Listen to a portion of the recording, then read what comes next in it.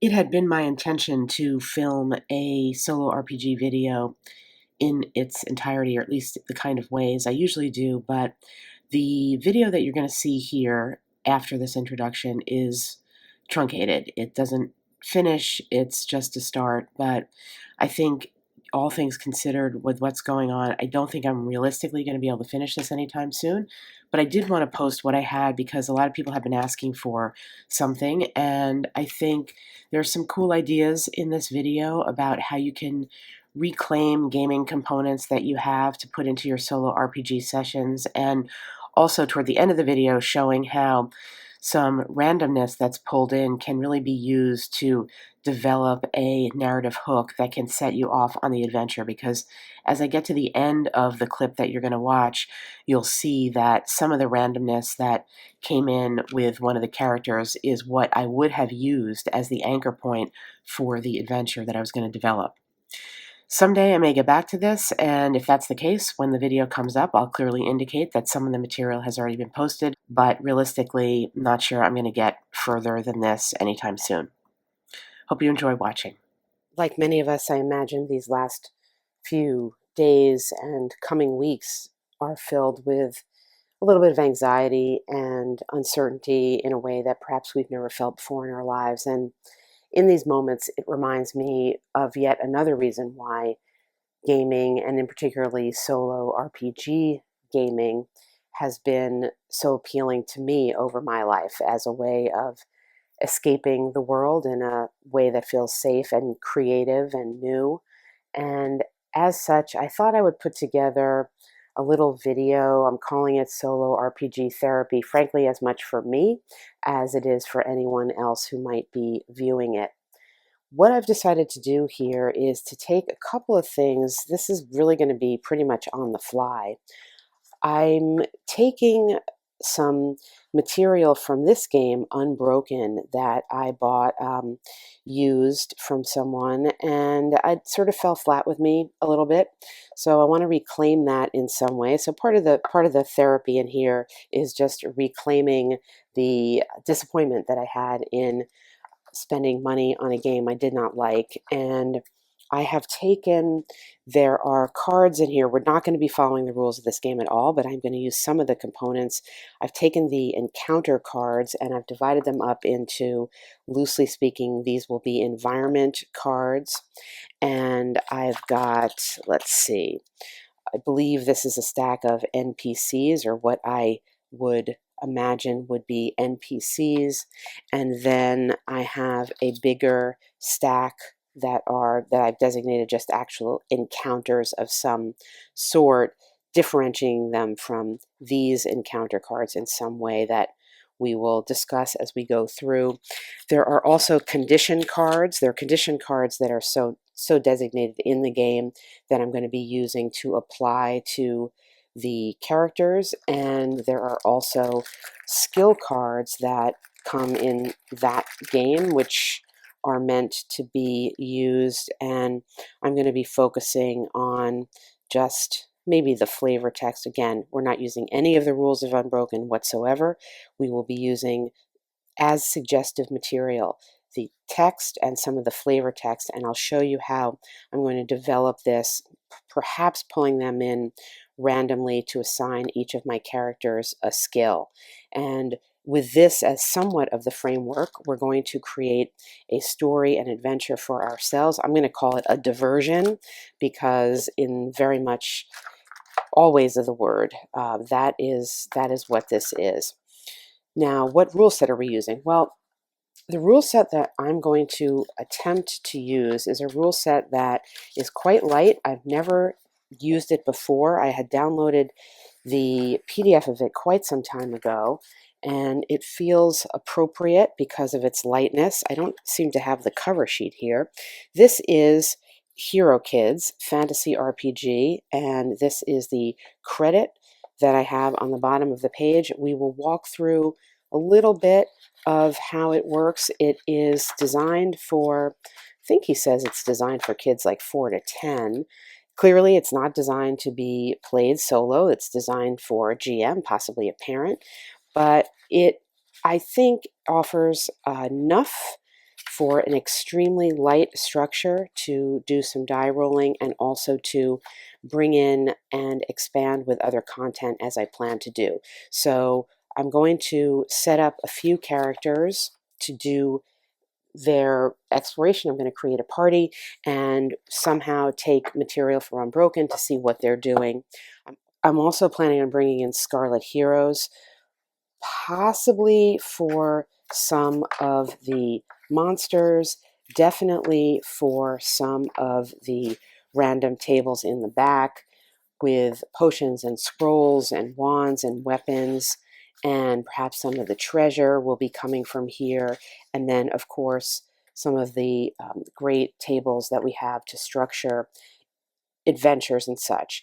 The cards in Unbroken are going to be, I think they're going to be mostly kind of wilderness cards. I haven't looked at them so much because I really want to keep some of the surprise for myself. And then the other possibility is to come back to some basic fantasy material that I may want or need, again, perhaps for some monsters to be determined. This is very much on the fly, just showing how I can bring a little redemption, I guess, to myself on the fact that I have Unbroken and didn't enjoy playing it. And that to me is therapeutic when I can get something out of a game that I thought was just a lost cause.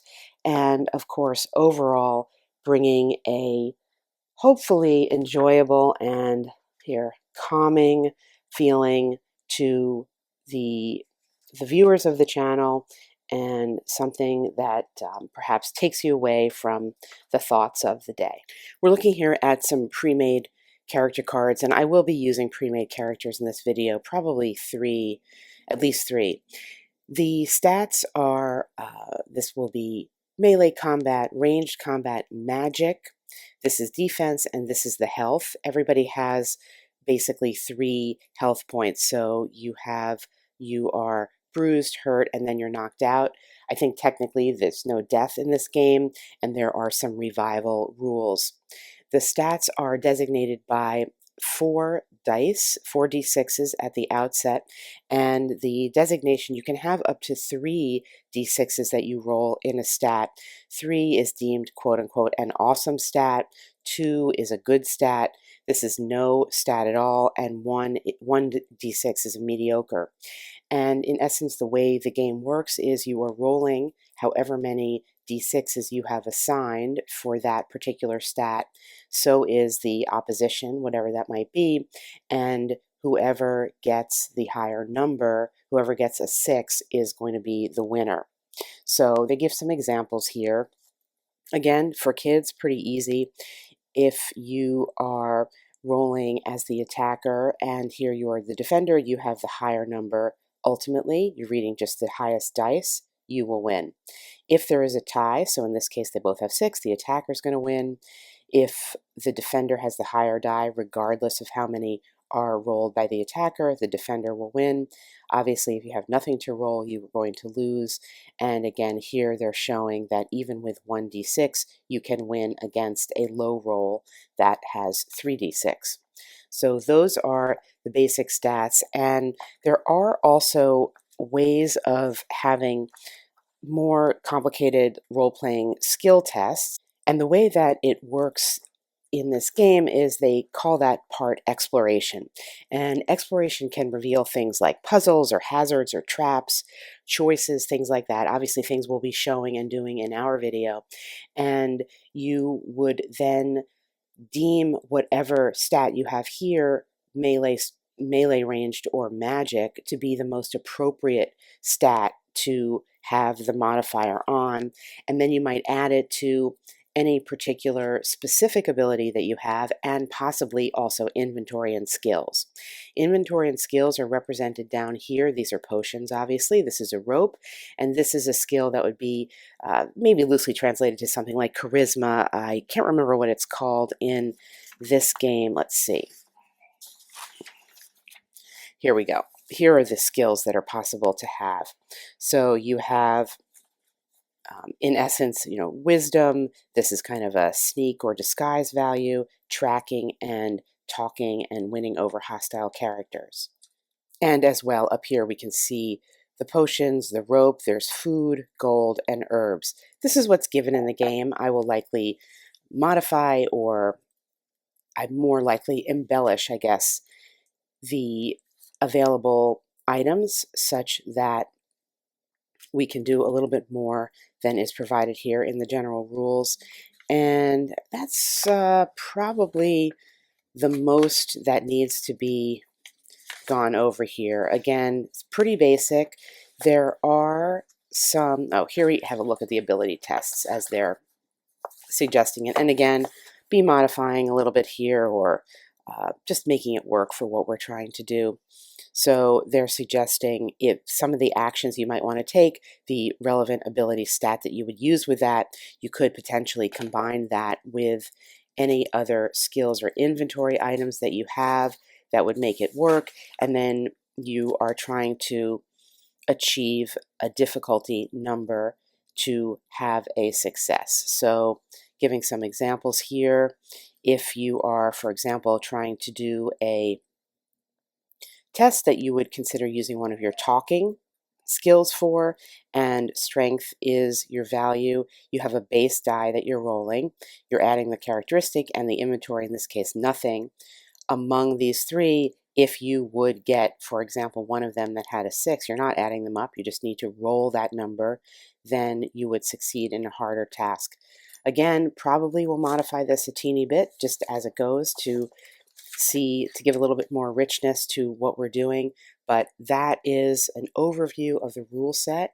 And in addition to the baseline characters I use, or I should say, in addition to the baseline attributes of the characters I use, I am going to pull in random cards from that Unbroken game to give them a little bit more depth. So we're going to have a warrior, we will have a hunter, and this is, let's see, we've got the warlock. I like to say, I think we're going to use this rogue. Just haven't decided if I'm going to do 3 or 4.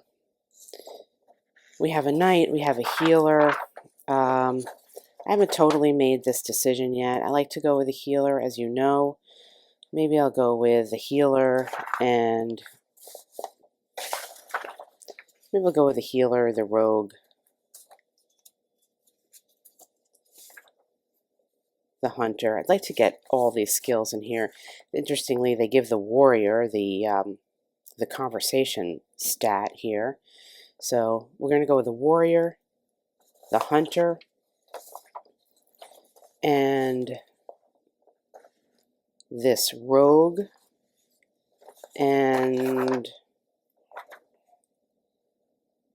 let's see, probably the warlock. I think that's what we'll do. We'll leave the knight behind, and all right, that's how we're going to do it. Obviously there are blank character sheets, but given everything, I'm going to go with presets. And now what I'm going to do is I'm going to give them a little bit more, let's call it backstory. And this is going to come from Unbroken. I had this all set up, and then I put it all away because I thought I'm actually not going to be able to make this video now, but I'm persisting in trying to have a few moments to do something like this. Okay. So my concept was, and again, this is really, guys, this is all pretty much on the fly. I gave it a little bit of thought before setting out to do it, as I talked about in the introduction, but this is pretty much on the fly. It's just a little diversion for myself and hopefully for you guys. So we're sorting out these skill cards here, and I'm just going to pull in, I'm going to start by pulling in one and randomly, just completely randomly assigning it to a character. So the first skill card I'm going to get is going to be the Warlock skill. He is, or she, well, I guess I'm going to go with, I like this drawing. I'm going to go with her. She is a weaponsmith, and we will read this off camera, and I'm going to come back and sort of develop a little bit of the backstory based on this. So the Warlock's a weaponsmith. The Rogue is a vermin master. The Hunter has heroic perseverance. And this warrior, the warrior is cautious. Well, that's unfortunate, but okay. We have a cautious warrior. Now the question is, do I want to give them two of these attributes?